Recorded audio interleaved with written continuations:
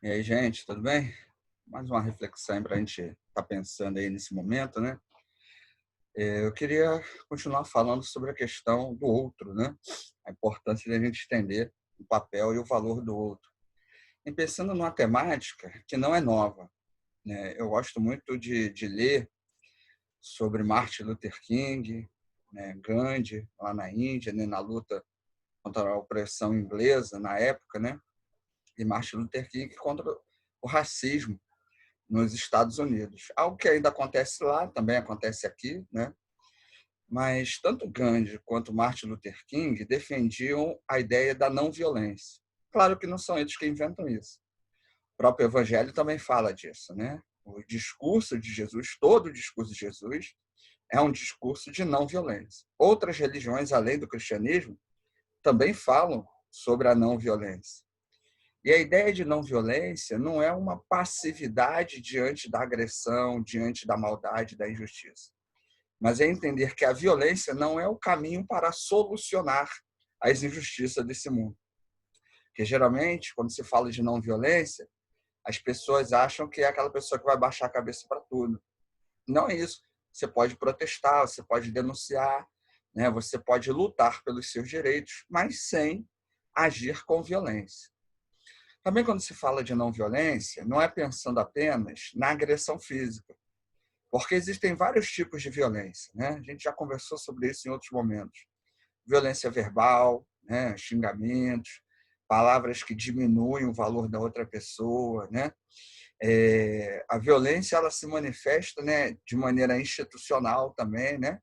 O governo ou governos, né, agem de maneira a violentar, né, determinada classe, né, social, geralmente os mais pobres, né, tirando direitos, né, ou limitando esses direitos. Né? Essa época de pandemia a gente tem visto que determinados governos não estão preocupados com os mais pobres, né? E isso é um tipo de violência, porque por trás de uma palavra, né, no nosso governo, principalmente o governo federal, há um discurso de que há uma preocupação com os empregos. Na verdade, a preocupação não é com os empregos, é com as empresas. Porque se houvesse uma preocupação com as pessoas que têm esses empregos, o governo agiria de maneira mais eficaz, né? E até para receber aí os R$ 600, quem precisa está passando uma luta, aí, um sacrifício, né? Estão querendo diminuir. Isso é um ato de violência, né? Então, a violência ela pode ser institucional, ela pode ser verbal, né? Ela pode ser psicológica, né? Atitudes que alguns homens, né, tomam com suas famílias, né? Com suas mulheres, né? A indiferença, né? O não tratar, o não cuidar, o não ouvir, o não estar perto, né? Então, a violência ela se configura de várias formas no contexto que a gente vive, dentro e fora da família, dentro e fora de nossas casas, no trabalho, na escola, né? E diante disso, para muitos, a resposta para as violências que nos cercam é a própria violência. O Evangelho tem uma outra proposta, né? O Evangelho defende que o cristão, seguidor de Jesus Cristo, deve insistir na não violência. E eu queria pensar com você sobre isso hoje, porque nós temos ouvido um discurso de violências, né?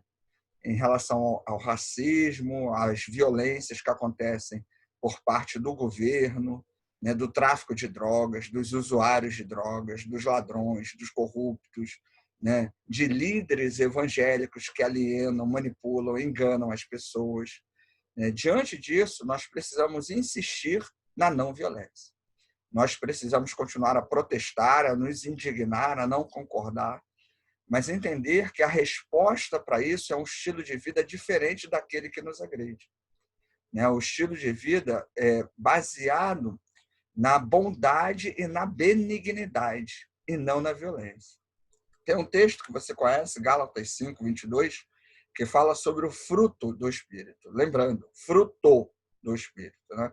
Então, você que é crente, você que é cristão, você que é cristã, você possui o fruto do Espírito. Não é no plural, né? O termo grego ali é a ideia do singular. É um fruto com vários gomos. Pensa dessa maneira, né?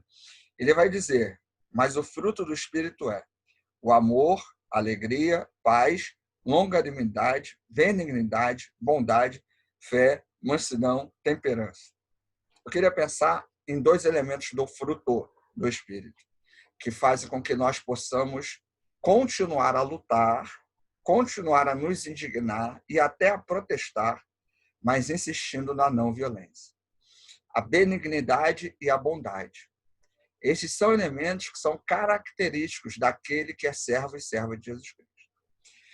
Vou citando Martin Luther King, né, que foi um pastor, né, evangélico, negro, né, numa época em que o racismo era muito evidente, né, nos Estados Unidos. Ele protesta, né, organiza movimentos de protesto pacíficos diante da violência, né, de mordidas de cachorro, gás lacrimogênio, cacetete, né, jatos de água, né, os protestos organizados por ele têm sempre o foco da não violência.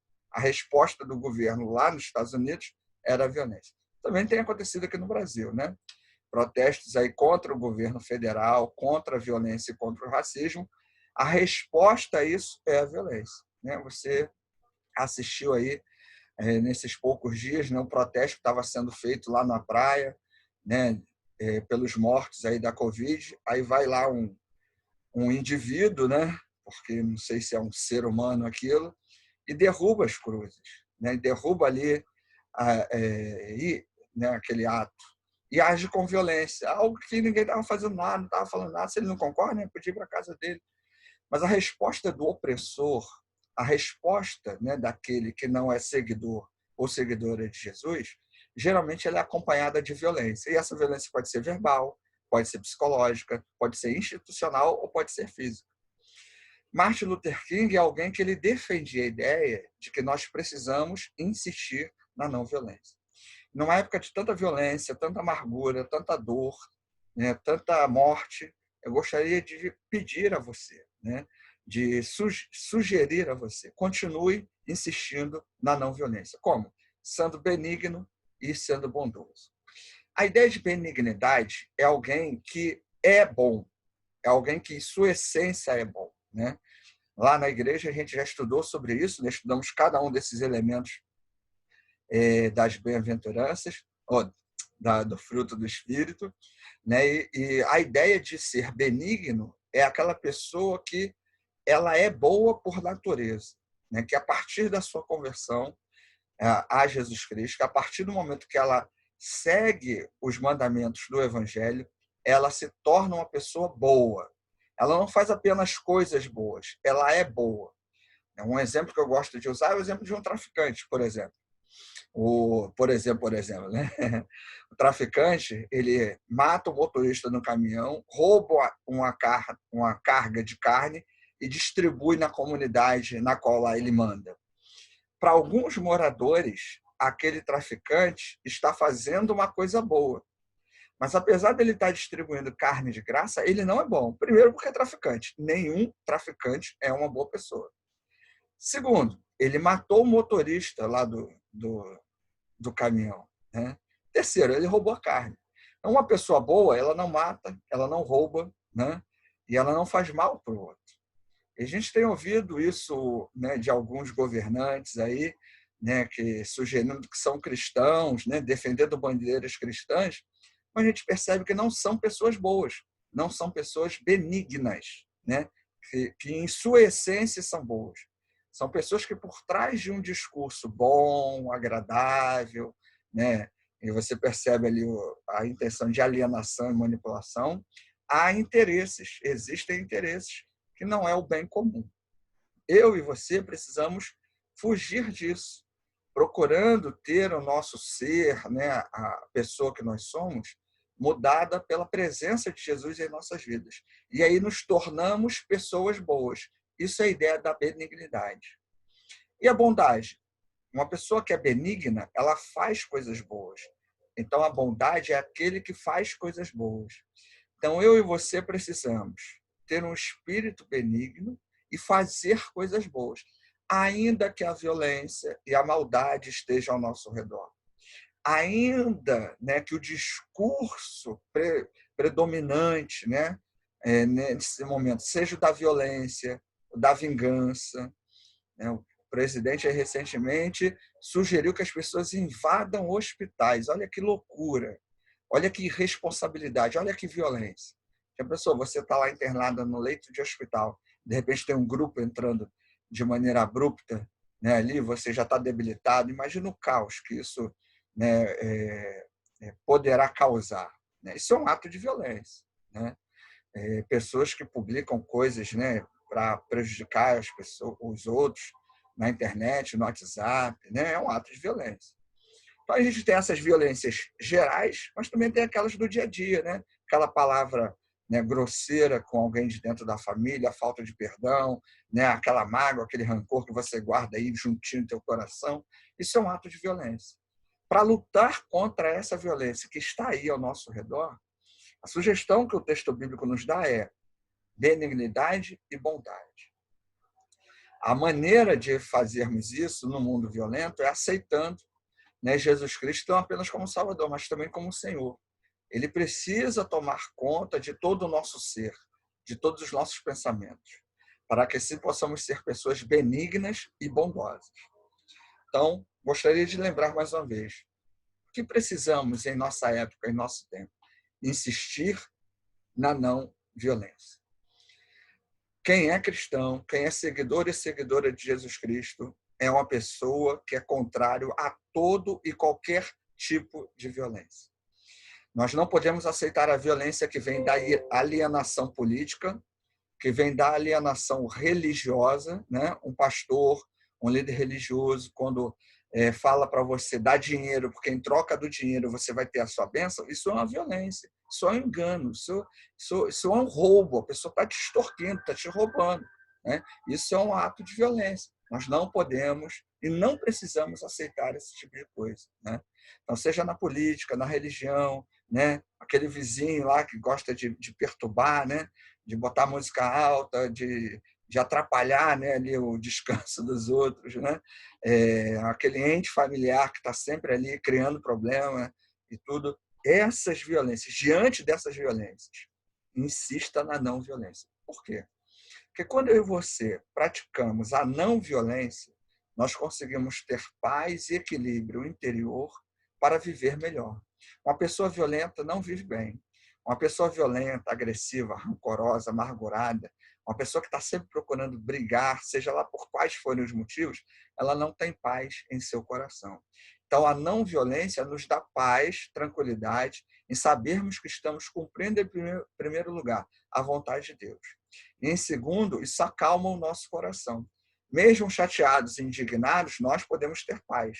Lembre-se, o termo paz no Novo Testamento quer dizer equilíbrio, harmonia em meio a situações ruins, não ausência de problemas. E já temos tanto problema com a pandemia, já temos tantos medos aí diante da doença. A violência não pode ser algo para piorar esse tipo de situação nas nossas mentes e no nosso coração.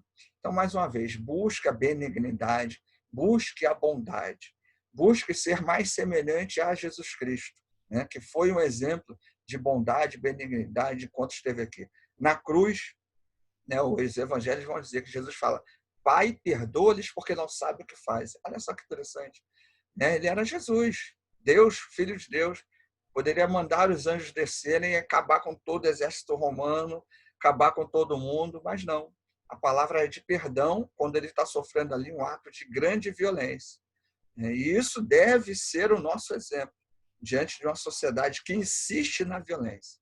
Eu gostaria de sugerir a você que você continue insistindo na não violência. Para terminar, gostaria de citar uma frase de Martin Luther King, e diante dos grandes problemas. Eu gosto muito de ler um livro dele, que é esse aqui, ó, Orar com Martin Luther King. É uma compilação, né, de vários momentos, né, da história dele, vários sermões dele, e que ensinam bastante sobre essa caminhada.